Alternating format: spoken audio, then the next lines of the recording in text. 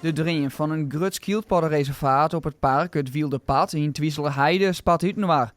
Maar het is net de eind van het plan, want er wordt al sjoen naar een nieuwe mogelijke locatie.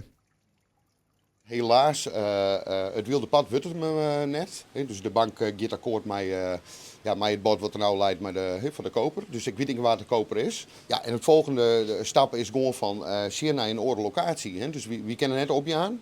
Dus de zin die binnenbracht binnen, die ben ik apart zetten. Dat is puur voor het schildpadreservaat.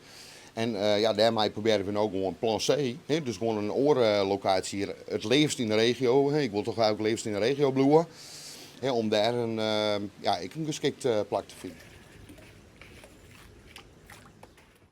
We moeten eerst even wat onderzoek doen van is de locatie geschikt. Want net elke locatie is samen geschikt voor het houden van schildpadden. Dus we doen er nog even een onderzoek naar van is dat de locatie waar we nou verstreden gaan.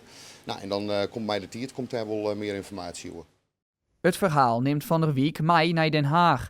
En het vertrouwen dat de oerriet te help zit om het reservaat nog realiseren te kennen. Nou, de Tweede Kamer en de organisatie die erachter zit, die zullen een groot deel van het bedrag ophalen moeten. Ja. En als ze daar akkoord mee gaan, dan ben ik bij orenfondsen die dan ik ongesloten kennen. Dus het belangrijkste is de eerste groen omkeer, dat we dat in ieder geval hebben. En met de tijd kunnen we de fondsen gewoon vragen om gebouwen er te zetten.